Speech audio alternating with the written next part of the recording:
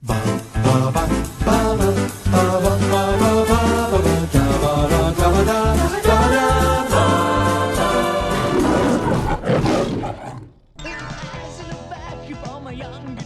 the night of the senior prom.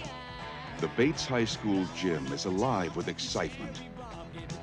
Everybody is there, even Carrie White, the girl no one likes. We're all sorry about this incident, Cassie.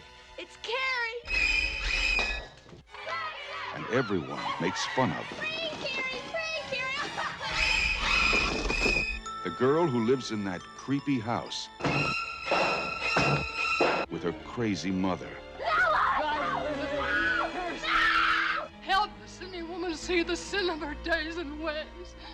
Show her that if she had remained sinless, the curse of blood would never have come on her. The girl with the strange power. If I concentrate hard enough, I can move things.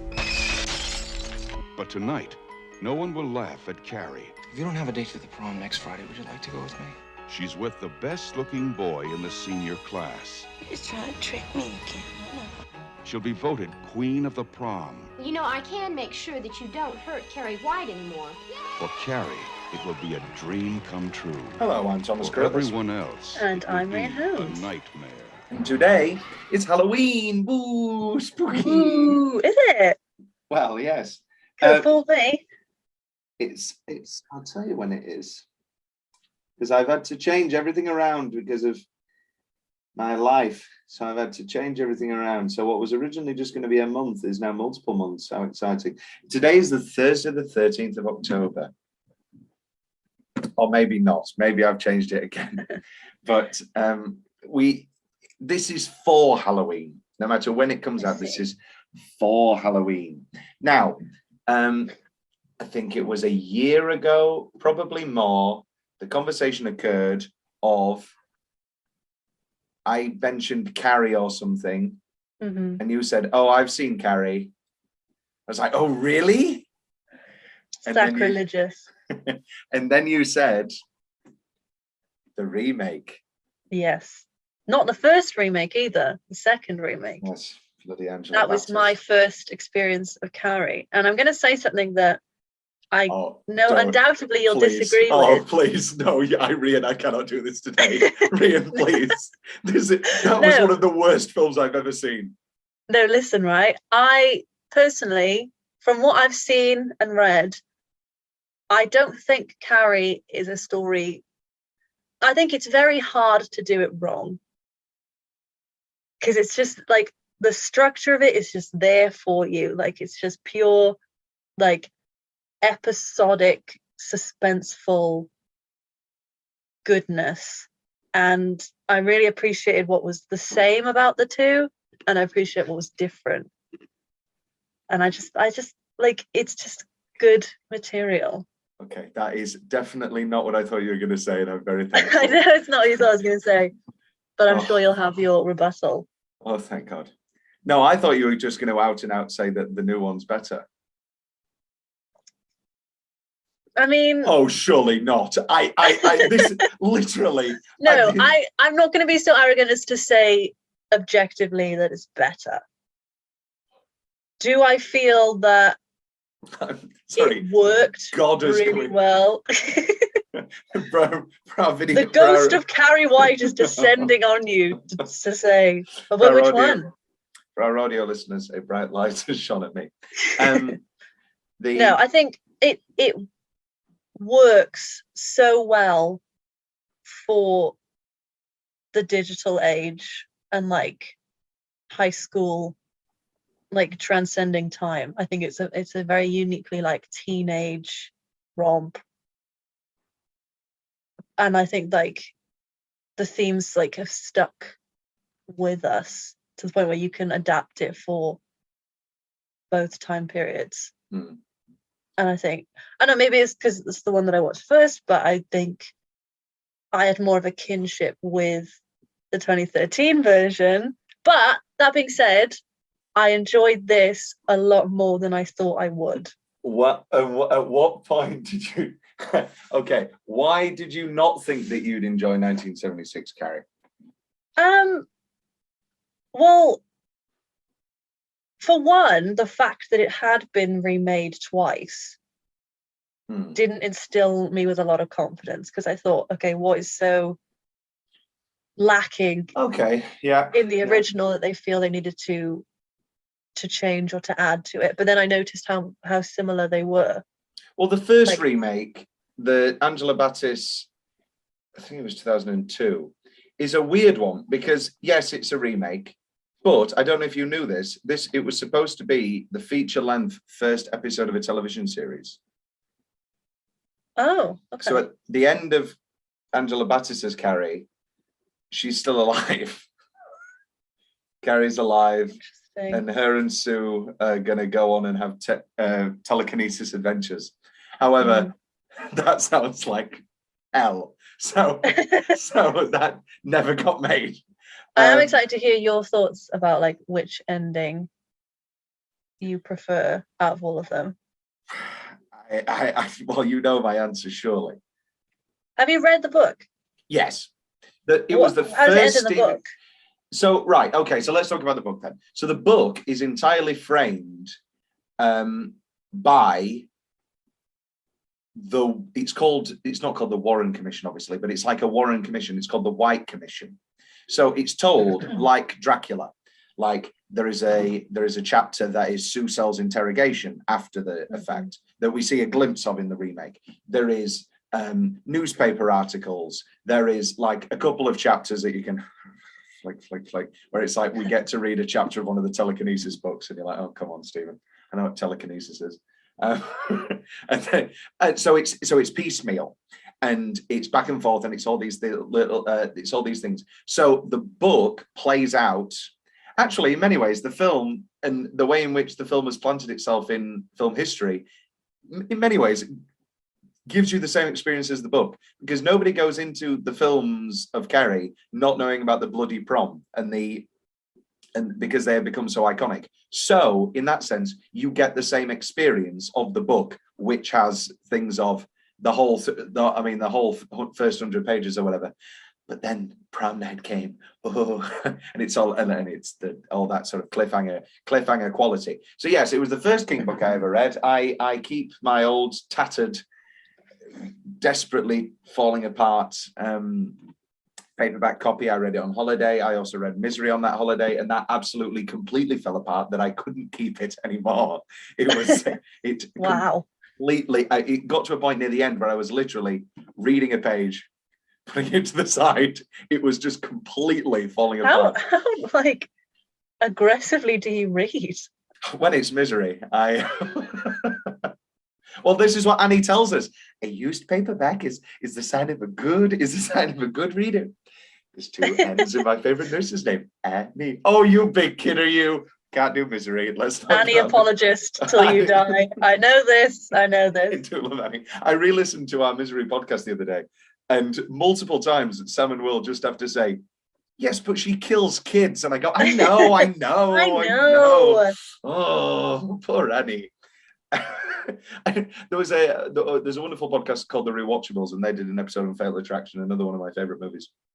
And Wesley Morris, the critic on that, said, I have only felt bad for two villains' deaths in my life where I haven't wanted them to die. Alex Forrest in Fatal Attraction and Annie Wilkes in Misery. And I've never felt more seen. So Carrie. So you came to Carrie 2016 or whatever. What year is it? 2013? 2013. Yeah. Heading into 2013, Carrie, I think I know the answer because everybody knows the same things. What did you know? You knew Bloody Prom, you knew Bucket of Blood. Yeah, essentially. I knew the climax, and that was it, really. Yeah. About it, yeah. I'm trying to think when I watched, I tell you what, Carrie was the first movie I ever watched on Netflix.com. Wow.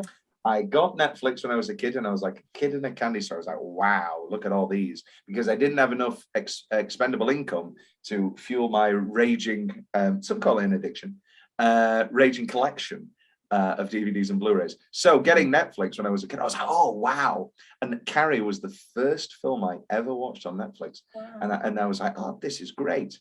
And then years have passed, many years, and then this past year and a half, best couple of years, really getting into De Palma as a De Palma completionist rather than just a casual fan.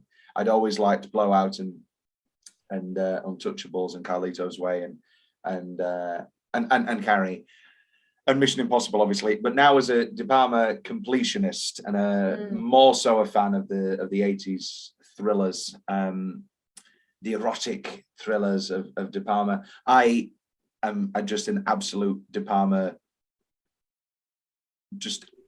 adorist. No, I adore Stan, yes. And as we discussed, this is my first De Palma. Yes, it is. And I think the erotic thriller is you've hit the nail on the head, because I wasn't expecting elements to be so sensual. Yes. Right, okay, we're going to put a pin in Carrie 2013, because I said to you, I'm going to watch it again and we can talk about it for 20 minutes at the end. This is not going to be a cut back and forth. This is an episode about Brian De Palma's 1976 let's give 76 its day. Let's get into it. So let's talk about eroticism. What was your first No, I'm kidding. Amy Irving, who plays Sue Snell, she had a wonderful little quote in the interview where she said, she said, to be in a horror film with such eroticism, beauty, and grace is a unique thing. Now, I think... I mean, you can speak to probably the films that preceded it and like during that time. Was that unique for the 70s? You know what I think it's unique? It's unique that it's not a comedy and that it's not played for titillation. I mean, Nancy Allen's naked body is an incredibly beautiful thing and an incredibly attractive thing, naturally. But I don't think that shower scene is gratuitous, is overly sexual even, and these are it feels like the beauty of women owning their bodies. And then we have Carrie, and she's in the shower and she's having this moment where she's, experiencing her body and what she thinks she understands, and then this absolute cataclysmic event of her first period, and it never being told to her that that's even possibly a thing or anything. I think I think modern day people could watch this movie and immediately just go, why? What is this random, all these naked women scene? Maybe you'll have this opinion, I don't know. And then why are we doing all this? And then they'll watch Euphoria, but that's another matter. Why are we sexualizing these teens? Why are all these naked bodies? What are we doing here?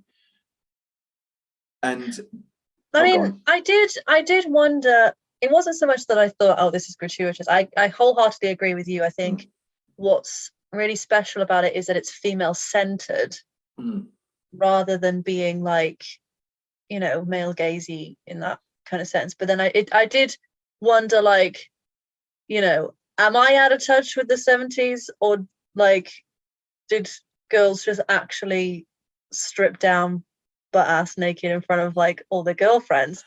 And I think that's what was interesting about I'm sorry, I'm doing it again, 2013 version, was obviously they set it in like the same kind of place, like locker room, showers, whatever, but there was a sense of like concealment, but also like the natural like show offiness that girls have, like that peacock nature that girls have with each other, but in a way that's like still holding back, like it's still quite secretive. And then that's what I think made the image of Chloe Grace Moretz like exposing herself in front of all the others, I think that's what made it so much more poignant. Whereas like when you had a lot of other like semi-nude nude women like around Carrie in the original, it wasn't as striking, I thought. Yes, but also by the time that Carrie is having her period, everybody else is dressed, and the absolute vulnerability and masterful horror of Sissy Spacek's performance when she's naked and her hands have got the menstrual blood on them and she's running, that is such an incredibly striking image, which I think heightens the power that you're talking about, because in 2013 they're all toweled when she then comes over and she's like, oh, I've got the blood. Whereas, and also I mean, I don't have an Excel spreadsheet of who showed what, but the, of course, most striking image is Nancy Allen. She gets the real run shot and she's in, you know, she's fully naked. And I think that's, again, that's a choice. Of course, Chris is the one who is peacocking, like you say, and is, you know, in complete control. We know as the film goes on how she uses her sexuality to get what she wants for the various deeds with the racket, a rolling, Jack Bonnet. It is, I think it's his first film. He was in Welcome Back, Kotter, the 70s show, but this was like first time we've really seen old Johnny. Yeah, I thought when you mentioned that he was in it, I thought he was playing Tommy. Oh. And so when I saw them together, and I was like, God, they haven't really held back with Tommy and Sue's relationship in this. He's horrible. And I went, oh, okay. Can we just talk about how incredible William Catt and Amy Irving are in this as Tommy and Sue? Tommy is the most incredible. I think William Catt is, I think it's one of the finest little performances in a teen movie of all time. I think he balances genuine like humility. I think he balances complete sincerity. I think he's so wonderful and charming and sweet. Where I think, again, comparison is a fruitless form of criticism, but here we are. But whereas Elgort kind of is charming at times, but keeps making jokes, where it always feels like he's sort of joking and he's like, ha ha ha, look at us, we're at the prom. Whereas I think Tom's big question for 1976 Carrie could be, does Tommy sort of really like Carrie? Is he sucked in by the prom aspect, the prom love of it all? And I mean, that incredible, I never dreamed of someone like you will love someone like me. I think that was a really like interesting angle, like to have them kiss, to have him like really like genuinely care for her. And I think, I mean, obviously it makes the climax all the more like devastating because it's not just like he's doing her this favor anymore, but then to her she doesn't know, you know, anyone's motives. I also think there's a thing about, you know, we see Tommy and Sue having sex in the van, and Tommy, and when Carrie says, I thought you'd go with Sue now, he says, yeah, I do, but Sue didn't want to come. So it's not that, whereas I think there's that sort of chaste 70s thing where Carrie, in her naivety, could believe, no, I'm not with Sue anymore, or those sorts of things. I think Carrie could completely get sucked in, and obviously there's the beautiful poetry moment. Right, okay, let's stay in the world of 76. So best 10-minute stretch, let's start here. So we talked about the shower scene a little bit. Anything else you want to discuss in the shower scene? I think that whole sequence with like the volleyball as well, really enjoyed that. Eat shit. Best line. I was waiting for it as well, because I knew. You knew, but in the water volleyball, she's like, eat shit. Ha ha ha. Why? But then again, I really like that take. No. Because this is the thing about teenage girls. It's like their warfare is entirely underhanded, and I think that as well, for somebody like Carrie, who is like outcast, not really in touch, almost kind of like coded as somebody with like a social disorder, like maybe that's too far, but like somebody who's out of touch, it can be like ultimately more devastating if you're led to believe for a second that people are on your side, or like people are joking along with you. And I think that like little moment where she's kind of like laughing along and then gets immediately shut down is perfect. But that being said, 76, like the just like the straight up vitriol of And like, eat shit, you're a fucking idiot, Carrie White. Like, there's nothing like not to like about that. No, we'll talk about it later. I have one I have a huge issue with 2013 that colours the entire thing for me. And but that's another matter. We'll talk about that momentarily. Put a pin in it. I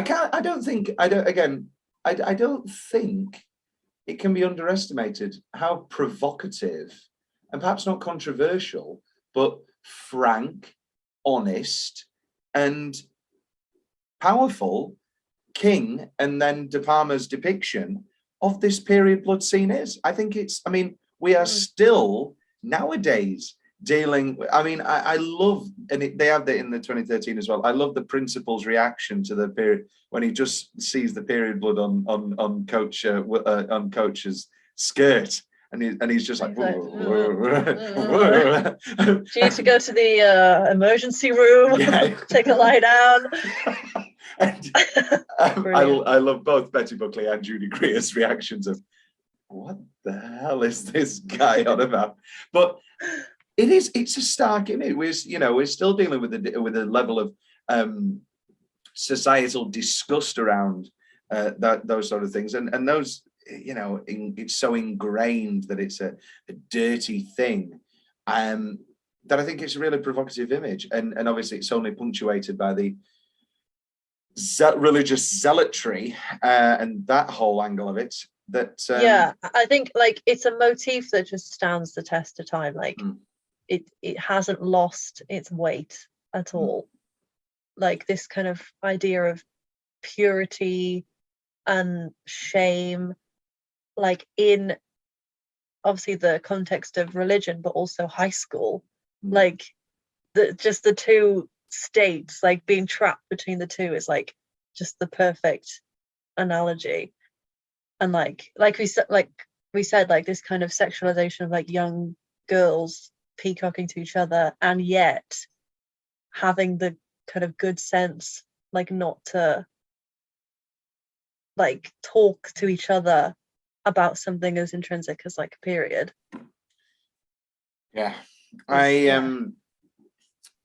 No, I think it's, and I watched this with a friend who had never seen the film, and I said, "So what do you know?" And she said, she gets a bucket of menstrual blood on her, doesn't she? I was like, no, you've conflated that a little bit, but it is again. All the girls like save up. Chris enlists like all the girls that were like called into detention. She's like, right, this is how we get our revenge. And then they play this. That would have been a twist for the ages. It would have been. And then it's just like, oh, I don't want to belittle your favorite movie of the decade, but it's so on the nose and annoying. Them playing the video again. Oh my god. Oh, it's just like, come on. I think again that was a way of kind of grounding it in this new age, and like the power of having this kind of faceless mass also to kind of be looking at you. I think it wasn't enough for Chris to have posted the video in the first place, because undoubtedly Carrie doesn't go on the internet like unless she's looking at her bloody telekinesis stuff.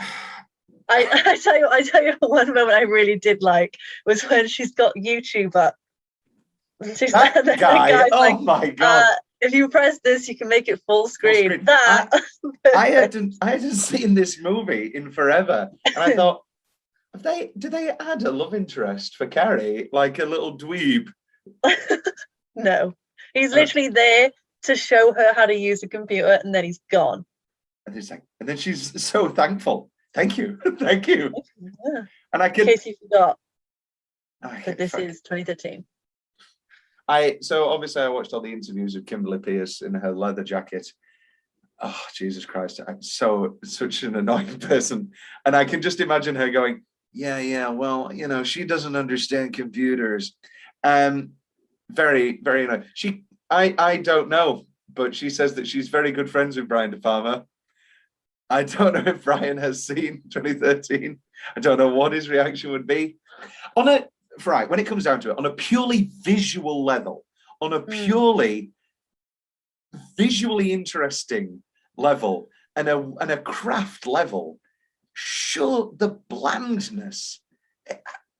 I mean, I wouldn't say that 2013 was bland, but I think I was more impressed with 76 because of like how much of a feat it seemed to me that they could have all of this, like all of these special effects, whatever. And I think certain moments where they obviously were lacking in kind of CGI and this and that, it was more like visceral, and it kind of felt more real. Like obviously the gymnasium scene is a great 10-minute stretch, because I mean, obviously elements of it now would be quite outdated, like the very obvious like split screen with the big white line down the middle. Like no, what do you mean obvious split screen?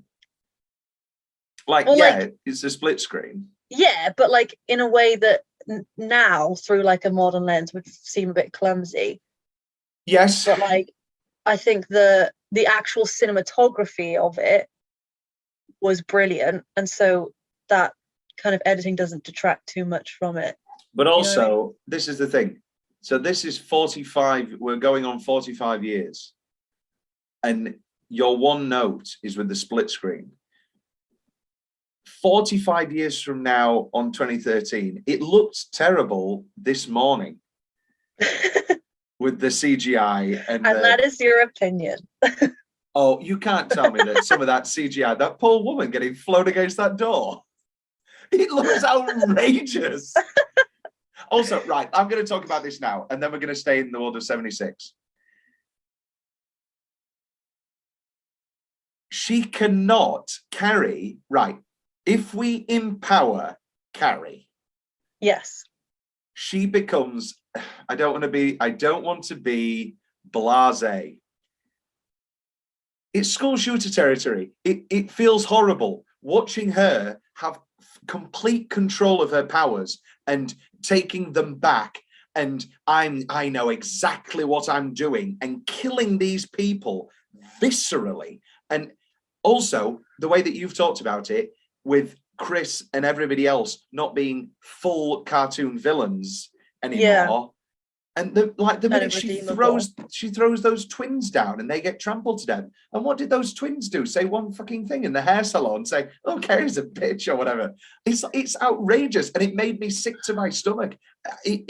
For me, that's just not Carrie. Yeah. It is Sissy Spacek with her eyes wide, deluded. She's cracking. She is cracking, and her body, she does not have control of her body. She does not know what she's doing.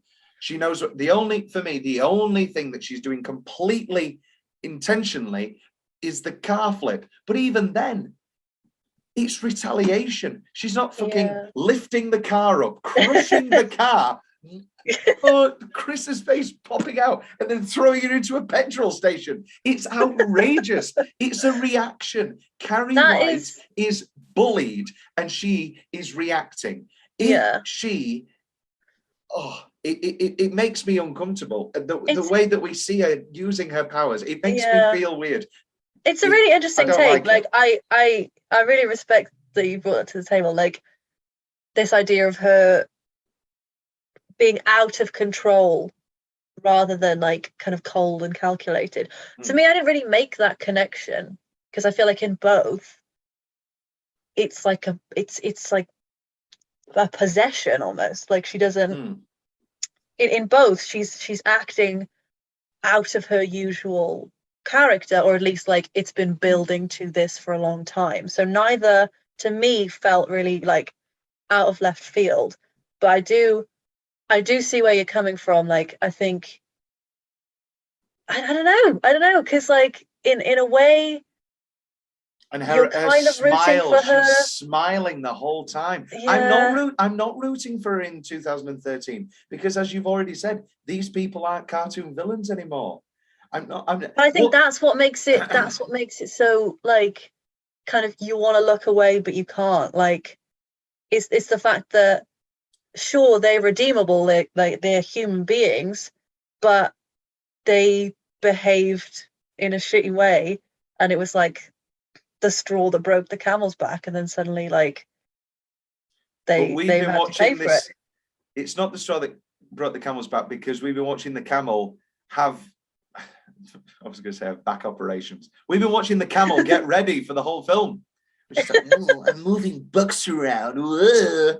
It's just, it feels icky to me. I don't like it. Yeah, I suppose like the notion of her, like, if you lean more into the notion of, okay, she's completely lost control, I think that is probably a more interesting angle, because it's kind of in the same vein as like the things that have happened to her, like her getting a period. It's all out of her control. It's all greater than her. But then you could also look at it as like the destruction is the only thing that she's ever had control over. Like, this is her one moment of agency, of, besides maybe pushing her mum into a closet. Like,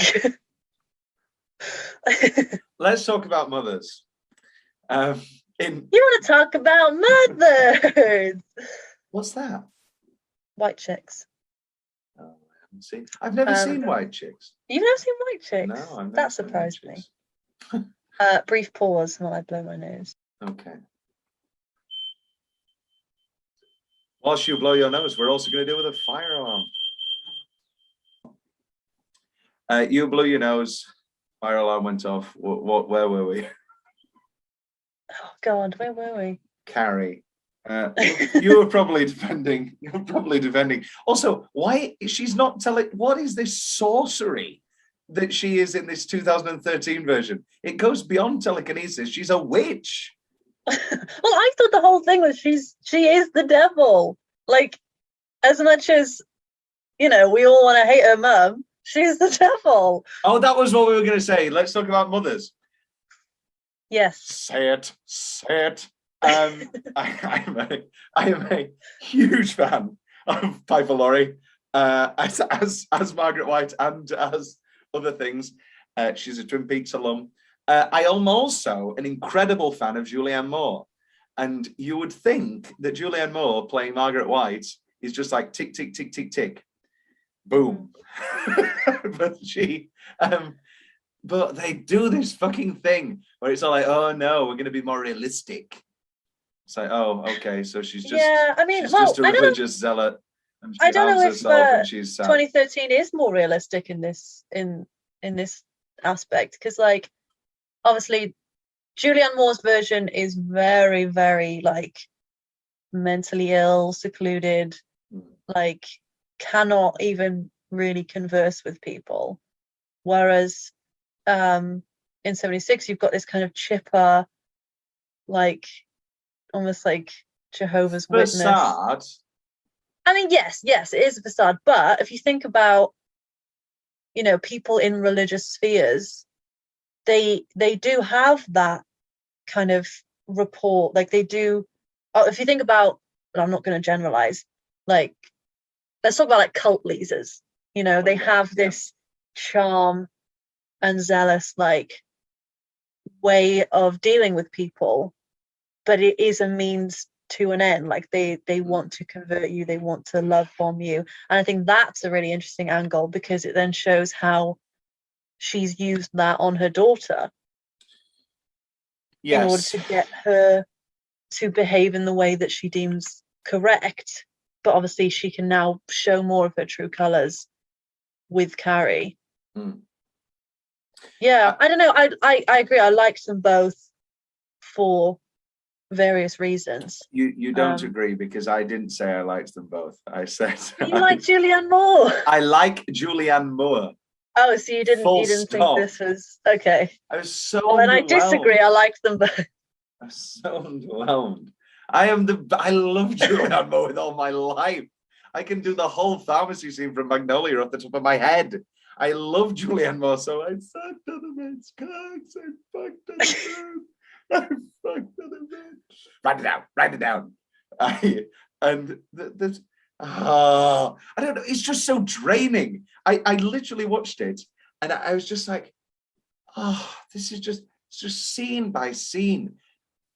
Just was worse. And I know it's completely objective, but I want to go back to the point I was making about Carrie being powerful and taking control in 2013. I don't think they see it as any nuance. I think they see it as she's going to be powerful queen killing all these people, because on the fucking DVD there's a telekinetic coffee shop surprise where they do a prank, and it's like whoa, and you know it's like this guy, and he's an actor, and he accidentally pours coffee on this woman, and he goes like, oh, I'm sorry, I'll get you another coffee, and then she goes, get away. And then, like, he flies against a wall, and all the tables move, and all the people at the counter go, ah! And then the end, it cuts to the trailer, and then it goes, #flex like Carrie. And I genuinely... So I've seen that, and I did not realize that was a promotional thing. Yeah, that's #flex like Carrie. I think they want Carrie to be a power queen. Oh yeah, whoa. A girl boss, if you will. Yes, a telekinetic girl boss. But she's not a girl boss. She's a tragic. This is a tragedy. She's a tragic child. And no, yeah, you're right. She shouldn't be romanticized in that way and made to be more than she is. I think even with the destruction scene of 2013, she's still this frightened schoolgirl, and you see that in the scenes that follow. But is that all you had to say on Mothers, or was there? I don't know what to say. I also think when you're talking about, it's ripe for modernizing. Other than filming the tampon scene, name a time where the modernness is a positive, because for me it's just an entirely plot mechanical negative, because there's so many things that you can take in the 70s where it's like, Sue probably thinks this is a really good idea. Sue is completely naive and thinks this is a really good idea because it will be just one night and everybody forget about it. But in a world of social media and the like, Carrie White going to prom with Tommy? I do actually have a counter for this, because I think nowadays you see that more than ever. You see these like self-proclaimed savior stories of like, oh, the jock took like the girl with Down syndrome to the prom, like what a heartwarming story, goes viral on Facebook, thousands of likes. Do you know what I mean? Like these examples of and like you see it a lot with girls as well, like taking pity on kind of outcasted or like you say, like, people with like learning difficulties or disabilities or the like, for that, to garner that kind of attention. So I think in that sense it's very modern. And and I mean, it's like you said, like they're not cartoon villains, they're more redeemable, like fleshed out characters. But then also like Sue is guilty of like a lot, as well as Chris. She's guilty of like kind of almost infantilizing Carrie and setting up this facade of, oh, my boyfriend's going to take her to the prom and it's going to be like such a nice time for her, I bet she'll like thank me. I want you to help me phrase this without getting me cancelled. Okay. and I think you'll understand the point I'm trying to make. I just don't know how to phrase it. Sissy Spacek is a beautiful woman. Mm. Chloe Grace Moretz is a beautiful woman. I don't know, Carrie. But the Sissy Spacek's performance and the costume and the makeuping, it's not an ugliness. Help me not get cancelled. No, you know what I'm trying to say. Yeah, I see what you're saying. There's more of a transformation, and I think it's also with the way that. Well, I would have said it's the way both of them kind of hold themselves. She does the hair over the Debbie Ryan, yeah.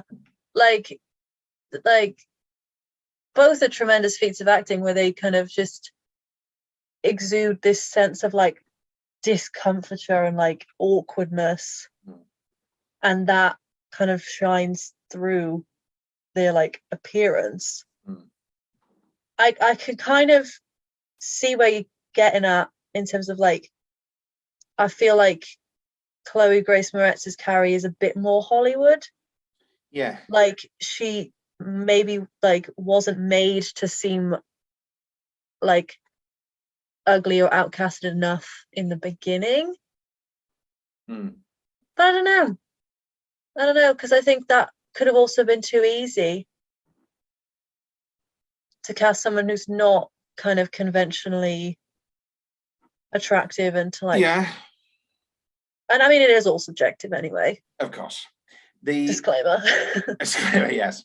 I watched Freaky's great. I loved Freaky. And Catherine Newton, who, for lack of a better way to say it, is one of the most absolute knockout women in Hollywood currently.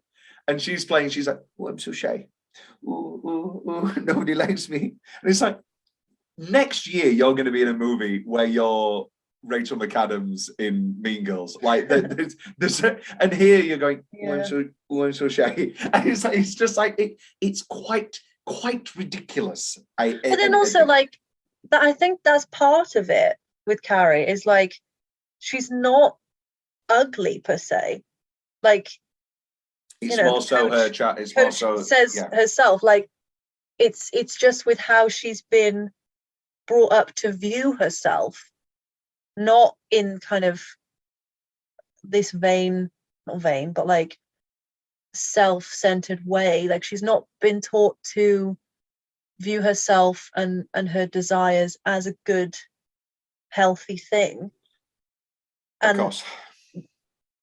It's entirely in her demeanor and the way she acts that people prey on and bully her for. And so it's kind of not about her appearance at all.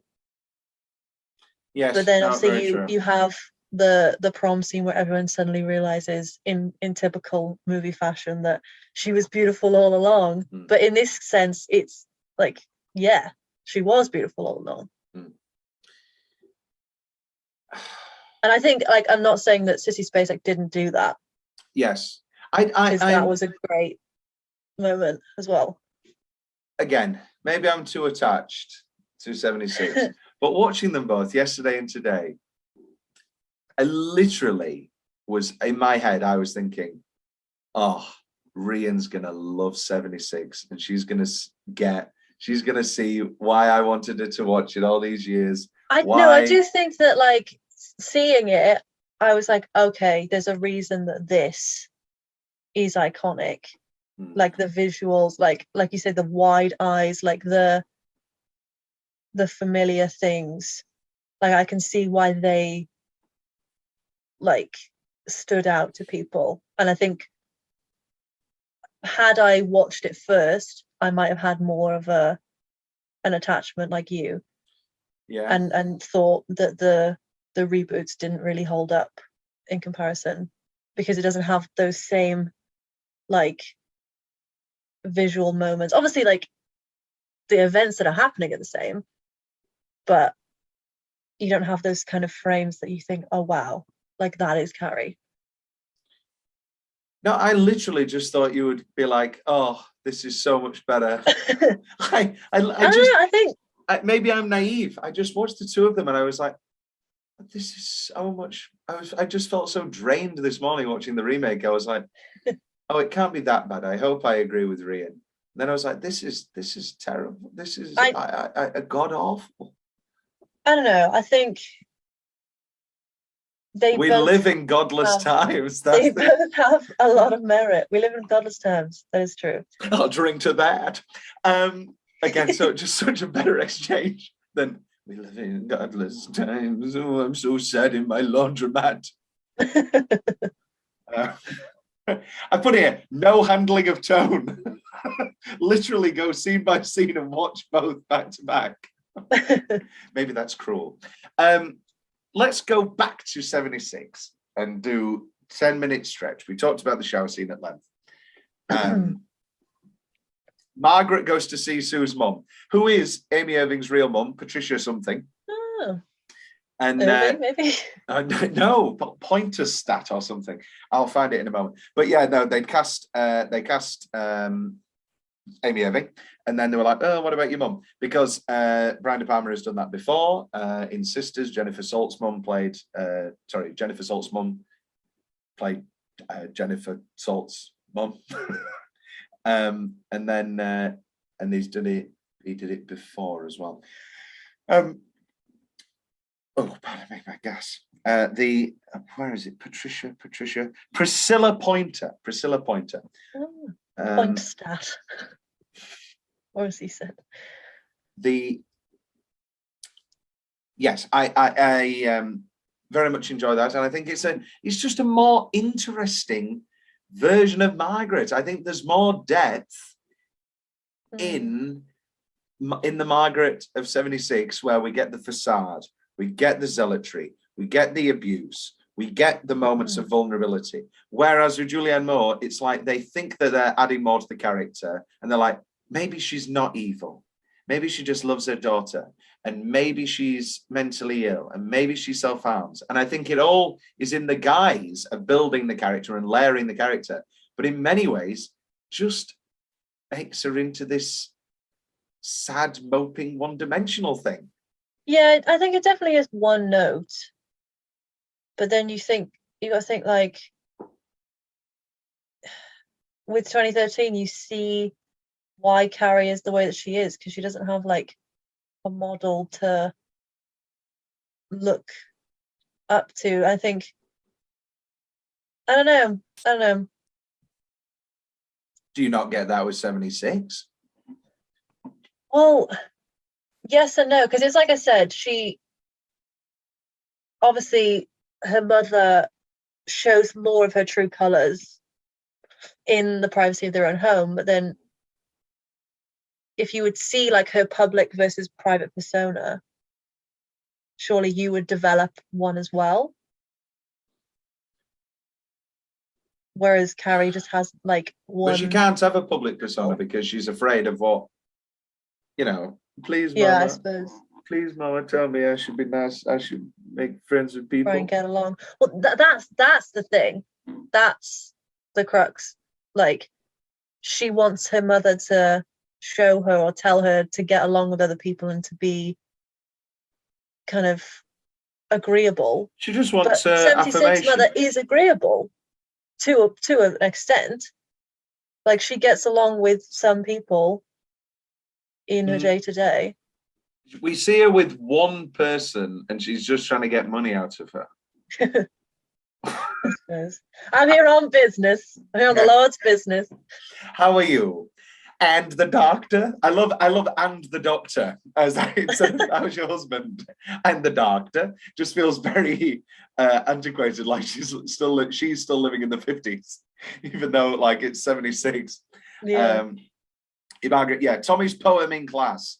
The first time we sort of meet William Catt as Tommy, just delightful, just wonderful, just incredible, just great. And I love, and also again, just a more realistic evil teacher. Like, just a more realistic evil teacher. Like, yeah, she says, oh, it's beautiful. And he thinks it's a joke. Beautiful. Beautiful. Instead of, what's this called? He's called Mr. Ullman, which made me want to puke. Oh, The Shining. Do you get it? And then he's like, okay, that was bizarre. You done scaring everybody today? What the hell is that? I know that there are teachers like that in the world, but for me, 76 with Martini from All Floor the Cuckoo's Nest, mocking her and going, beautiful. Oh, beautiful! The rivers of Babylon and Tommy's poem and all that sort of thing. I thought that was weirder. Like, maybe weirder. I mean, I dislike either because, like, I struggle to empathize with. I mean, like I said, I'm sure there are teachers like that do exist, but I've never encountered them. Yeah, I've certainly never. I've encountered. No, this is the thing. I've encountered teachers like Martini from One Flew Over the Cuckoo's Nest. It's full. That's his real name. And those sorts of, oh, I think I'm being funny. I think I'm being funny and I'm mocking you. I've never had a teacher say to somebody, "You're done scaring us for the rest of the day, you weirdo. That was bizarre." And then, asshole. What was that? I said, awesome. And then it's a little girl. Ooh. Sorry, how is that different from? Because he's saying oh shucks. No, but how is that different? Because William Cat does it better. William Cat's under his breath and he's like, and he's honestly annoyed because we see in that beautiful split diopter shot, we see his growing disdain at what's being said. And he's just like, oh, you suck. What you suck. And he's like, oh, shucks. I said, oh, shucks. Whereas Ansel looks out the window and goes, asshole. I said, awesome. He is a dancing a lot in this movie. Yeah, he likes to smolder and strut about. He also likes to. They have sex in that van. Where is that van parked? It looks like it's parked in the middle of a road. It's in Make Out Point. God. Lover's Lane. Did you have a lover's lane? We never had ours. It would be like an industrial estate. Like the idea. Yeah, we had a shopping plex. Yeah, it was like the B&Q car park. The idea of an American, beautiful lover's lane, and you drive out, and there's a mountain, and it looks great. And then for us, it's like it's like a W.H. Smith's that's open until 10:30, and it's like one guy's walking out to his car and he's like, oh fuck me. This is stolen 2 hardbacks. The Bucket of Blood one shot, getting leading up, and we see PJ Souls from Halloween, and we doing all the ballots and all that sort of thing, and we're seeing the Bucket of Blood, and it's that wringing out of tension, that glorious building and building and building. And I also think that's missing in 2013. I think it's a horribly rushed. It's just like, oh, the bucket's dropping. Oh, okay, here we are. I guess. I think it was more like, it was more drawn out. I don't think it was a sin to have drawn it out. But then I also don't feel like we lost anything with the instant drop and like having just everything shatter around her. Didn't lose anything, but also didn't gain anything. That's the big thing when you're talking about, like, I didn't think it was bland, but I also don't think it was that bad. It's just like, I don't know all of this. I feel like I'm being very specific, saying this is what you think. But when you're saying things, it's like, yeah, no. I agree that it doesn't necessarily do it better, but it's not necessarily worse. That's where I'm coming at, I think, from the bland point of view, and watching it this morning and going, I can't think of something that 2013 unequivocally does wholeheartedly better. Yeah. There are things it does different, and I'll be devil's advocate. I'll say that there are some things it does just as well. I don't actually believe that as I'm saying it, but there are things that, like, as you said, Carrie is an incredible story. You can't do wrong by the tragic arc of Carrie. But there's just nothing that's better, and it just feels so dull, and it feels so bland to me. Mm-hmm. And then it's like rewatching the Bucket of Blood. I had 5 minutes before we started, and I rewatched the Bucket of Blood one shot, and I was like, say that 5 times fast. Say it again. Say that 5 times fast. The bucket of blood montage. But it was like a palate cleanser. Yeah. And it returned me to the glorious world of 76. And it returned me to the I tell you, if we can go into single minute, of course, with your permission, the moment just after the bucket has fallen, and you see it's even cleverer than having things just be silent or with kind of that tinnitus, like static. You just hear the sound of like wetness and and the bucket blood. and the Like bucket that clinking to against me is the just pipe. perfect in getting her perspective of like, this is all that there is right now. And PJ Soul's first silent laugh, and then William Katz again silent. What the hell? And again, a lot better than what the hell. But anyway, that's another matter. It's just like the power of what you're saying. Just an incredible, indelible image. And then we cut to the other one. It's just like, oh, they've put the PowerPoint on. Let's talk about just the bucket of blood itself. What the fuck was this CGI 5-time multi-angle blood pouring 1, 2, 3, 4, 5? Well, they had to make it more of a spectacle, didn't they? Because that was what everyone was waiting for. Ridiculous. It looks ridiculous. It looks absurd. How there's not that much blood was in one bucket, and it just looks ridiculous. And then it cuts back to her the second time, and it's to think that this perfect makeup. Where it's like, oh, we put a little bit there, we put a little bit there. Yeah. I like to think that for the actual like shots of blood falling, they just got 5 different buckets and then shopped her in dry every time. And then they dropped 5 buckets on Ansel Elgott's head 5 times. Oh God. I do think 76 just makes me so sad and drained. Correct me if I'm wrong, but in 76, don't they drop the bucket on his head and he does a little ow and then falls? That was the only thing I was like. But it's also in the silent thing, and it's like, But like, I didn't think that you could react. Yeah, but I didn't think you could react and then pass out. I'm used to seeing people be struck and then they're down. Yeah, but I think that leads into. I think in the book he's like struck, and then he sort of is like still half awake, and he dies in the fire, which is obviously a worse fate. Whereas this just has a nice one blow to Ansel. It's like, oh, give him a break. He's been a nice guy. Nice guy, so just let him Put him die. out of his misery instantly. Yeah. Whereas I like the possibility. He's like, and he falls to the floor. And again, she's in her daze. She is in a complete daze. She doesn't even notice that Tommy's dead. Whereas in this, we get a fucking little fall of rain moment where she comes down. She's like, Tommy. And it's like, oh my God. And then Miss Dujardin comes up. Good change from Miss Desjardins to Miss Collins. It's just like, the name Dujardin.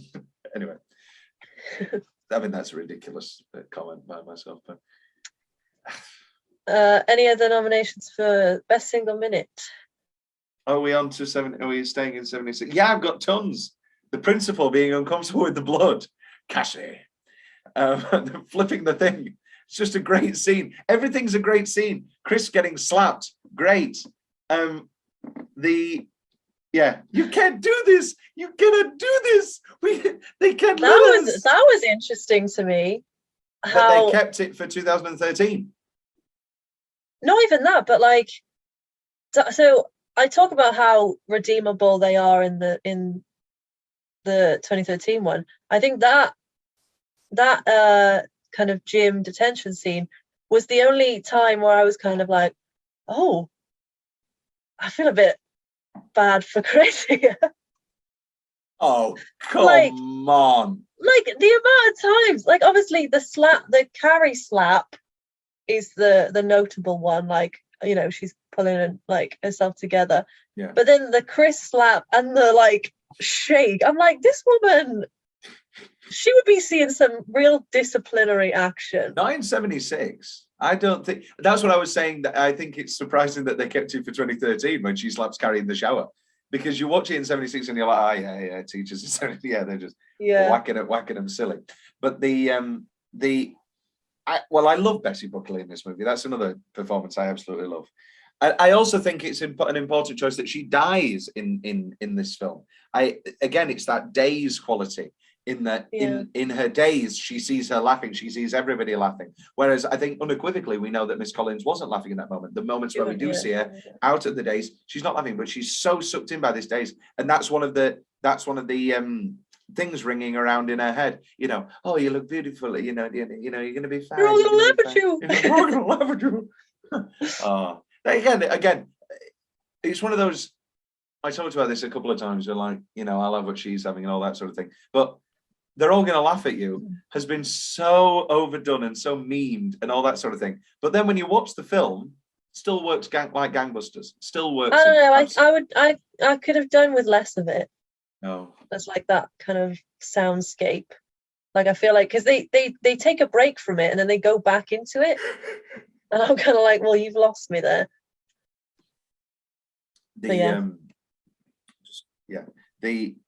Okay, what are the single minute? I've called it Chris and Billy date night, heat wave in the car. Oh my god, that whole exchange! I was like, "You dumb bitch! Right. Fuck you! You stupid bitch! Fuck you!" It's you're talking about like 2013 being on the nose.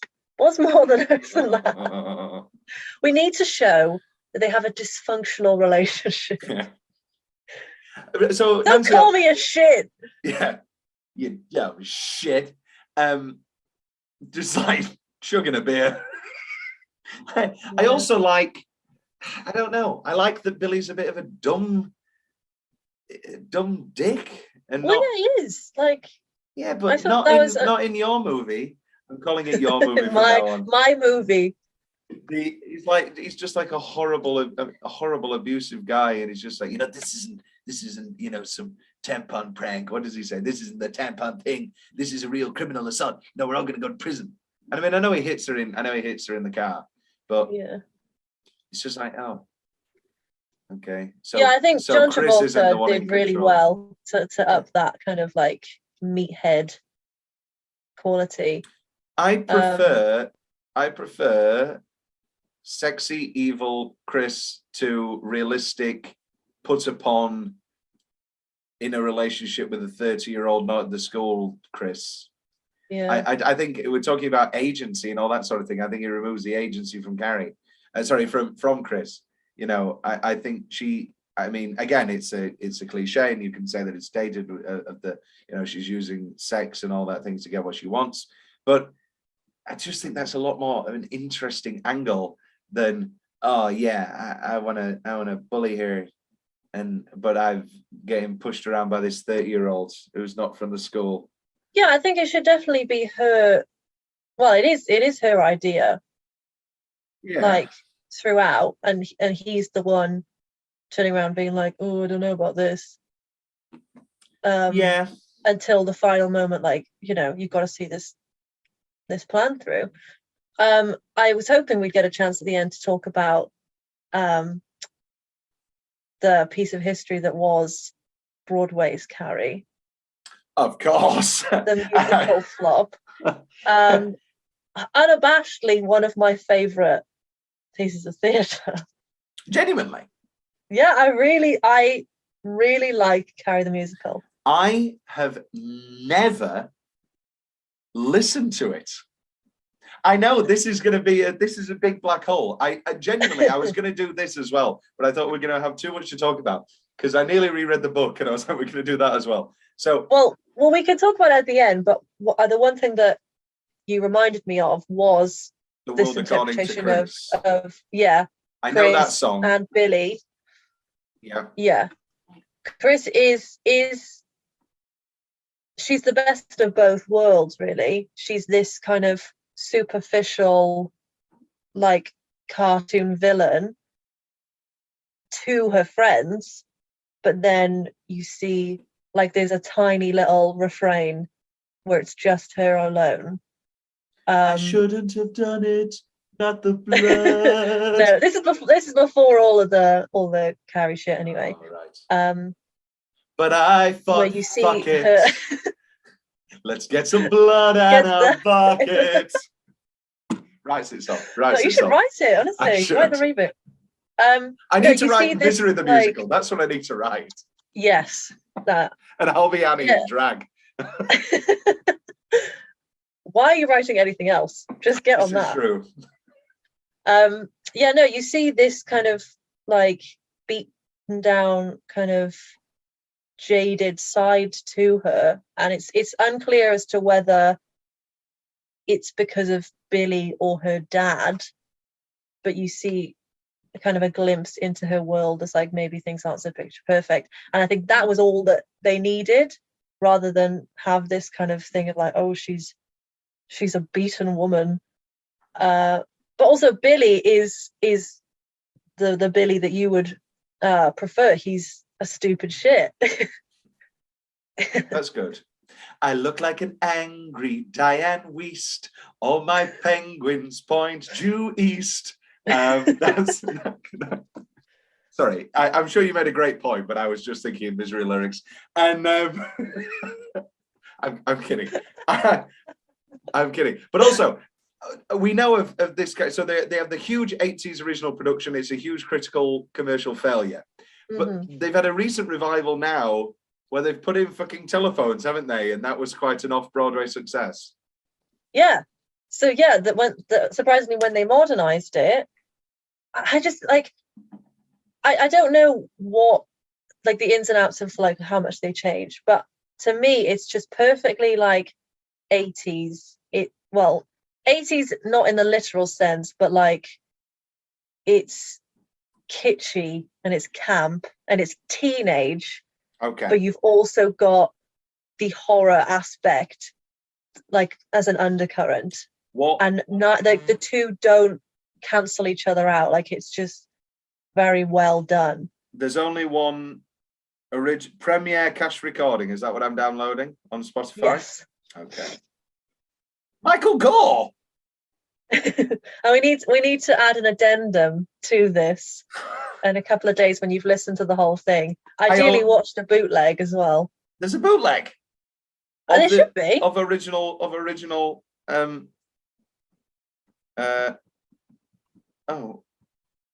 I'll figure something out. No, I need to watch all of Company this week. I have to fit in so many podcasts because I'm cruising, and then unless we do a boat season, just boat movies. CLW on deck. Oh God!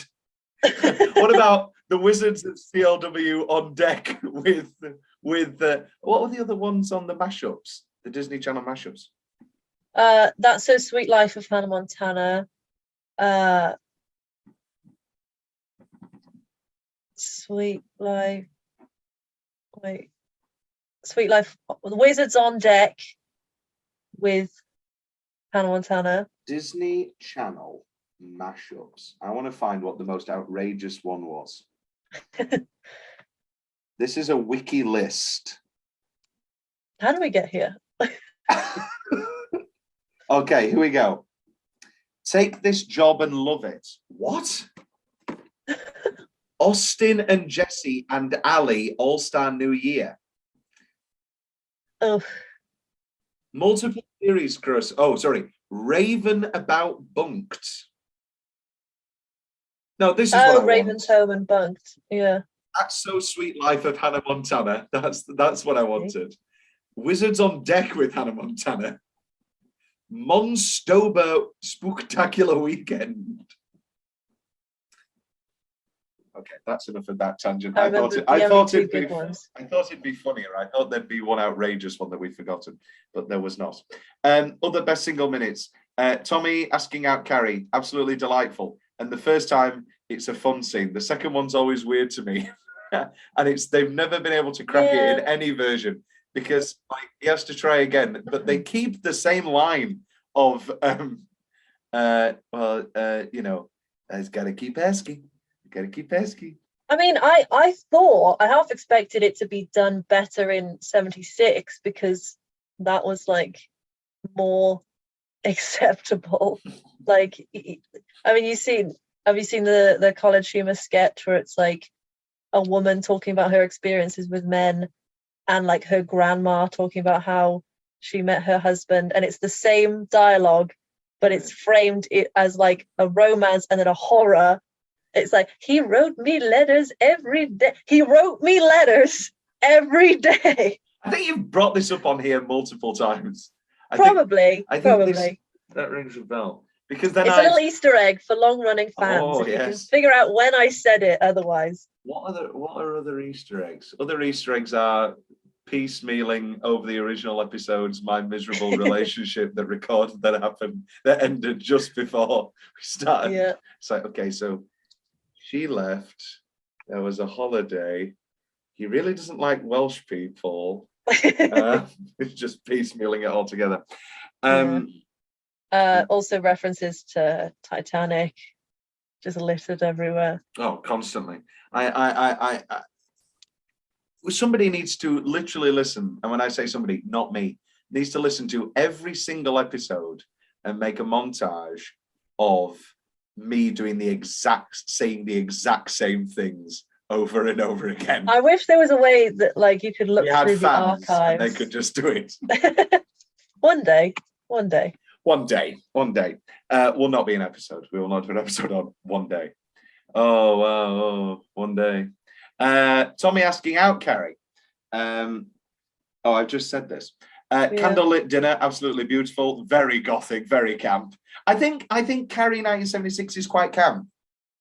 Yeah, I agree with that. And I think Margaret has the exact same semi-camp problem as Mummy Dearest, the Joan Crawford movie, where it's really fun and Piper Laurie's really fun to make fun of and really fun to watch and laugh along with. But then, just like Joan Crawford in Mummy Dearest, she will then abuse her daughter.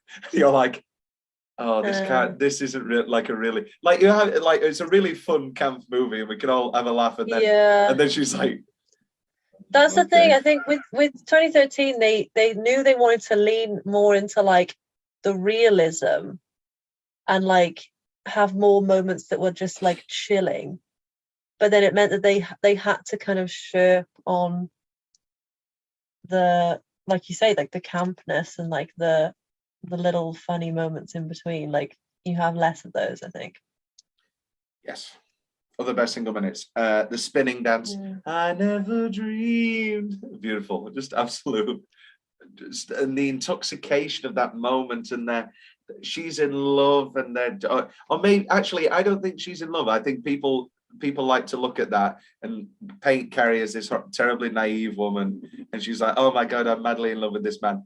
I think she knows full well what's happening. She's a smart woman. For as much as she is naive, she's quite smart, and I think she knows exactly what's happening. And it's just that classic, let's just enjoy I think she's just enjoying that moment while she can. Chris and Billy car crash. It's great. The death of Margaret, this orgasmic performance, this going to heaven moment, all these knives. In the book, obviously, she just has a little heart. Carrie stops her heart beating, and then she just falls to the floor. Oh, that's interesting. And Brian De Palma said, "Nah, needs to be visual." No, I agree. I agree with that choice. Kimberly Pierce, I'm going to be really original. I'm going to go back to the book, and I'm going to go back to the book, and I'm going to really modernize it. But I'm also going to just take the best ideas from Brian De Palma's film. My good friend Brian. Does she stop her heart in the 2013 one after throwing like 25 knives at her? Also, why do they have that many knives in the house? Well, that's another matter. But she doesn't stop her heart. The knives kill her. No, that's what I thought. I was double checking. No, in the book there are no knives. Carrie literally just goes and her heart like slows down, and she falls to the floor. And Brian De Palma wanted something more visual, and so made it a death by impalation. And obviously it has that incredible moment where she's pulling her down and one of the hands is still stuck and she's yanking her down. And then there's that great moment in the 1976 movie where Sue goes to the house. Oh, wait. What a terrible, terrible, terrible, terrible. Oh, Carrie, oh, you okay? What the fuck is happening? Okay, so let's get into it. Let's get into it. You don't, I'm sensing you don't like the ending. No, I don't like the ending. Oh, are they going to do the hand through the grave? No. What a surprise. And then I think that was infinitely cooler. I'm sorry. Than the hand through the grave. I do not want to be mean, but what land are you living in? What on earth? Amy Irving going to the grave, and then I mean, the consolation prize was that it was like a dream, but and then it cuts back to Amy, lazy, Sue, lazy. I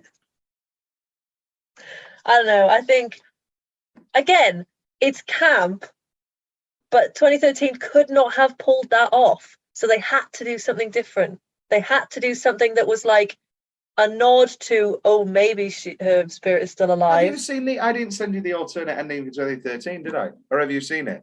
No. Okay, we're going to do a live I've just seen like the crack. The crack's terrible. I'm going to send you this now, and you're going to watch this live. Yeah, this is pretty rough.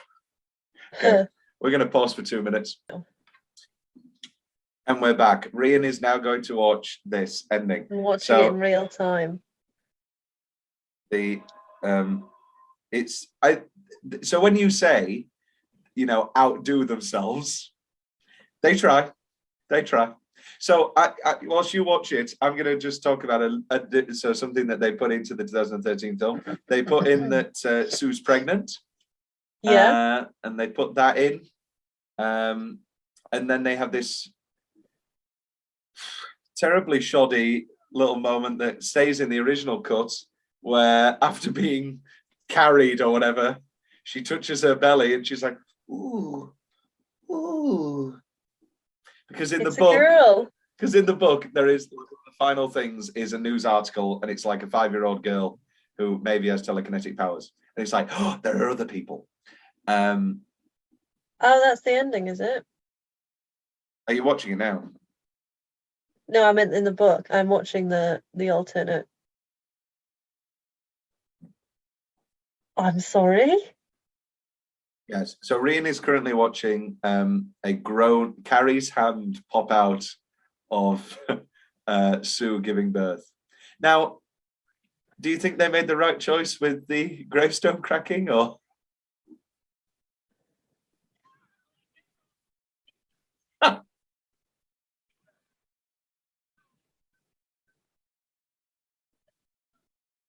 Yeah, that's your alternate ending.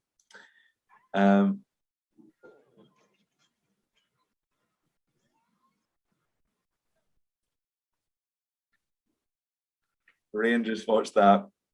What do you think, Rhian, of that alternate ending? Oh my god!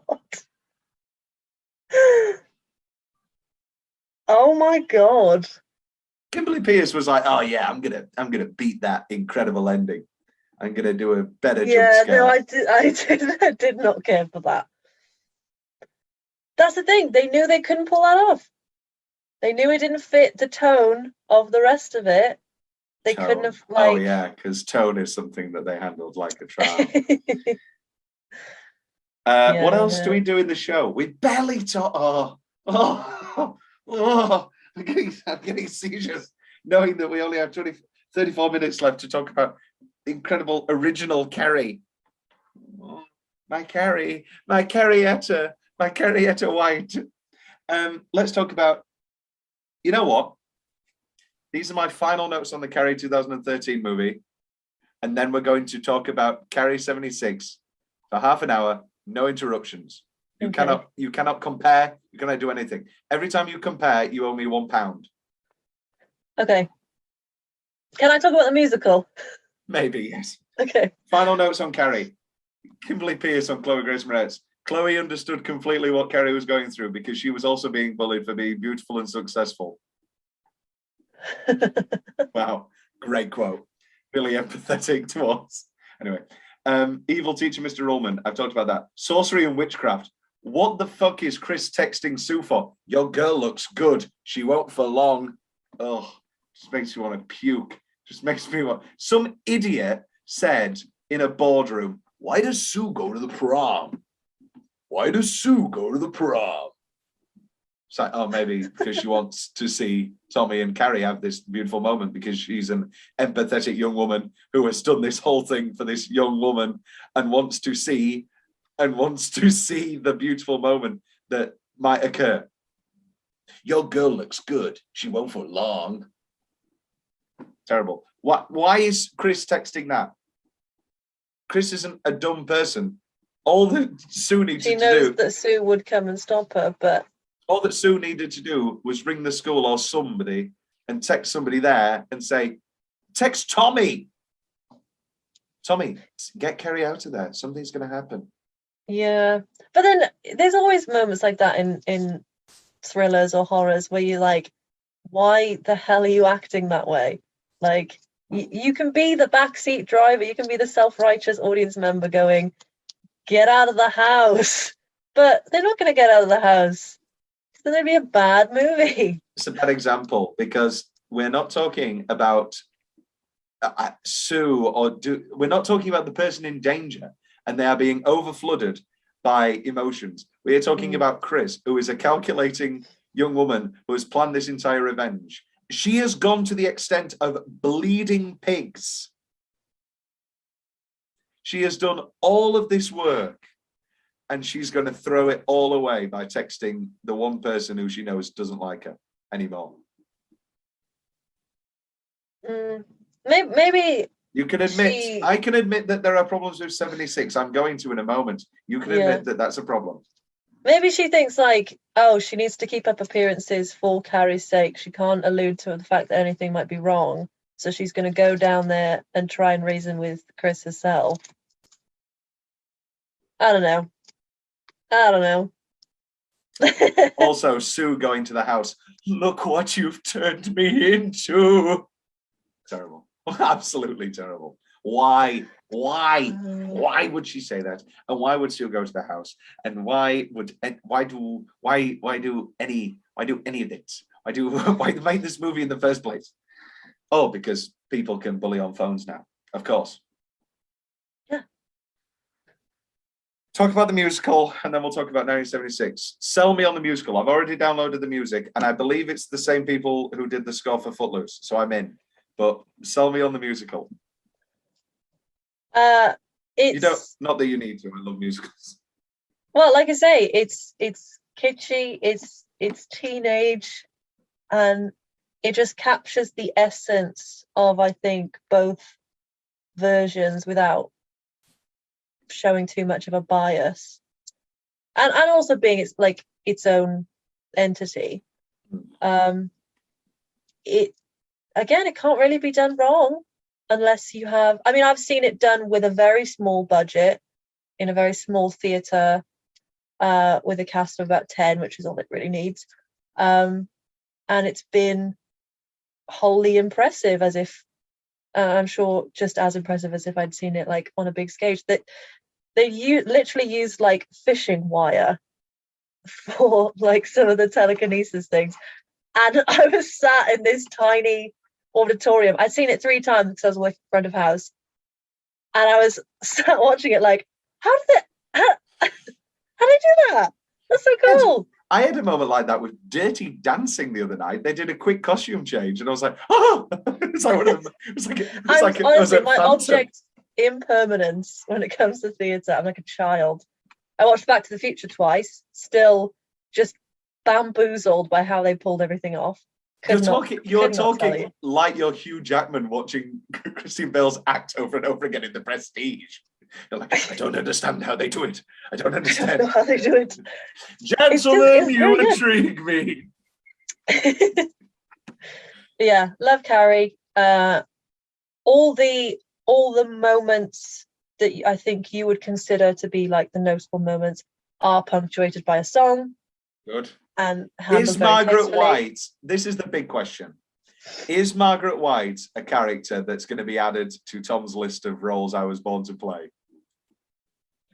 I do think you would love, so her songs differ from the others, because instead of being like either kind of soulful country or like pop, she's a very kind of legit soprano voice. Do you know who played her in the original Broadway musical? I do not. Betty Buckley, Miss Wilson, Coach Wilson. Oh, that's cool. So Betty Buckley went on to become a bit of a Broadway star. She was she was a Norma Desmond for a while. She's by the time that this is released, there will be a Sondheim album she's doing. Rest in peace. Betty Buckley's it's not my favorite Norma though. Sorry. Glenn Close isn't even my favorite Norma. I'm Patty till the day I die. And when people say Patty wasn't old enough, go, what? Who cares? Who cares?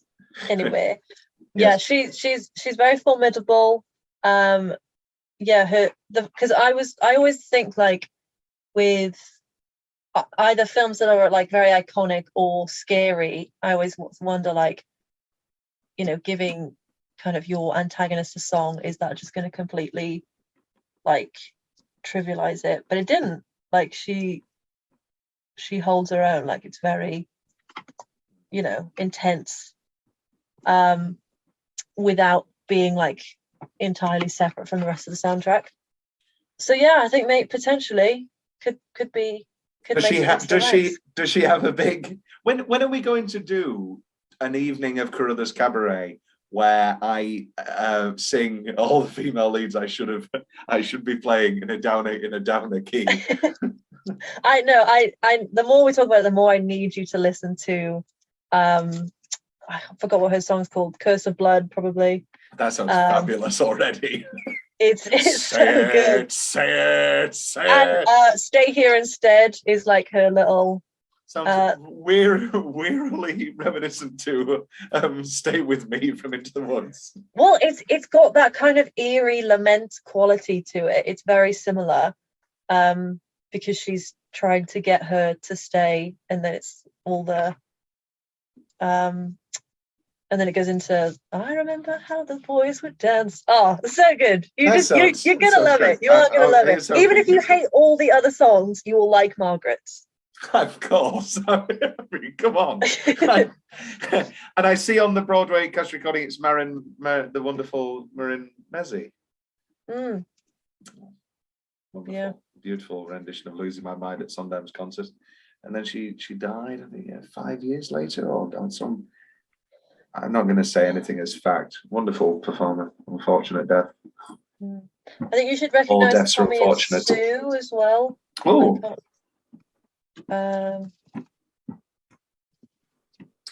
They are played by Jeanne de Wall. No.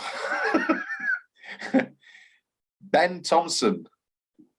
No. Maybe we're looking at the different ones. I'm looking at the one I have just downloaded from 2012.